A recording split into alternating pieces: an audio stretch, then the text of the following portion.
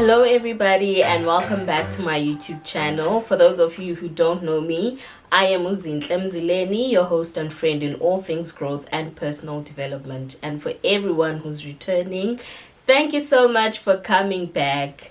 Namhlanje I wanted us to talk about the power of stillness, which in this video we will describe stillness as a state of calm and quiet.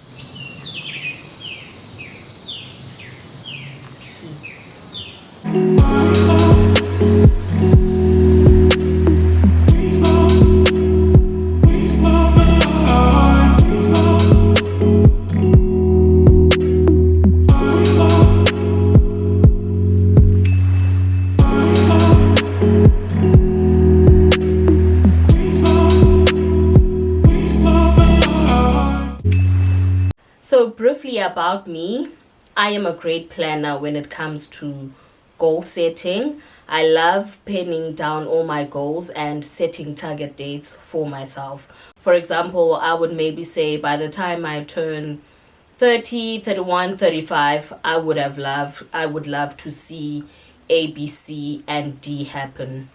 Now, I know other people expressed how they don't like pinning goals to a certain age. But personally, this helps with pacing myself, and I am open to the fact that certain plans might not go according to what I had planned. I am able to take disappointments and I am able to deviate from my original plan. And that is where stillness comes in. It is a point of letting go of all control, surrendering to a higher power, and a point where you are able to listen more than you do. Psalm 46 verse 10 says, "Be still and know that I am God." And this is where this video is coming from. So this is what I have picked up about myself. When things are going according to plan, I am achieving goals, I'm ticking off boxes, then I feel so good about myself. My confidence goes all the way up. I am productive and I just love being me. And then on the other hand, when I am not able to achieve goals or things do not go according to plan, then I get a great deal of anxiety. My fear goes all the way up because now I am afraid of failing. My productivity levels go down. And in order to avoid experiencing all these negative feelings, I would constantly be on the move. Like I would put too much pressure on myself now that I look at it now, trying to make sure I do not fail, trying to make sure that I get boxes ticked. But did I tick them at the end of it all? Not all the time. And I've often asked myself, why are things not happening how I would like them to happen in as much as I'm putting in the effort? And it got me to a point where I was asking God, why are things not happening when I am constantly on the move, when I am constantly showing up, when I am constantly putting in the effort? Have you ever got to a point where you made a request in prayer and an opportunity presents itself, so you take it, you act, you show up, and in the end, things do not turn out the way you intended them to? So it got me to a point where I was asking myself, could this be the devil misleading me? Because one thing about the devil is that when we pray, he listens as well. And what he will do is he will present an opportunity before you, and it will look like what you had requested for in prayer, only for you to find out that this is not the real deal. On the other hand, I was asking myself, could this be God showing up for me and trying to show me that this is not the part that I intended for you to take? Could this be God slowing me down for a greater purpose? Like, I did not know what to make of it. And it got me to a point where I got really tired and said there's no way that I could constantly be trying to achieve something yet not obtaining results, even though I'm showing up, even though I'm actually doing what I think I need to do. So it got to a point where I was tired and I said, you know what, God, I am giving in, and I am now deciding to pause, take a break, and hand over things to you, because I think I've done what I could do, and this is me tapping out.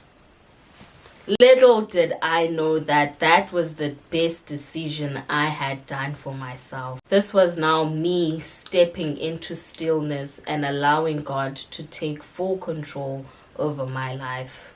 I did not know that this was exactly what I needed to do, to let go of all control and give God the wheel for Him to drive me, and Him and me to follow behind Him. This is a point in my life that has grown my relationship with God, because this is now me being vulnerable enough to kneel down and say, God, please help me. Where do I go? What do I do? What have I done wrong? Where do you want me to go? It is a point that led to me being more cautious of opportunities that are presented before me. Because as opposed to be my usual self that jumps at every opportunity because I need to tick off boxes, I now sit and consult with God. Is this where you want me to go? Is this the part you intend for me? Should I jump in? Should I let it go? This is now also a point in my life that has made me have a better relationship with myself as well. I was able to sit and reflect and see how far I have come. Initially, I did not have the time to sit back, reflect, and clap for myself. I needed to tick boxes. I needed to move on to the next one. I was now fully present in my life and fully aware of where I was going. I also had time to nurture myself, look after myself, and focus on the other things that actually make me feel good about myself. I was able to go to the gym because that is what makes me feel good. That is what releases all the feel-good hormones from me. I was able to focus on my skin. I was able to look at the food I'm eating. And in that way, I was actually contributing positively to my energy. And before I knew it, my cup was full. So I would basically describe me stepping into stillness as a turning point in my life, even though I had initially had no idea that these are the results it would breed.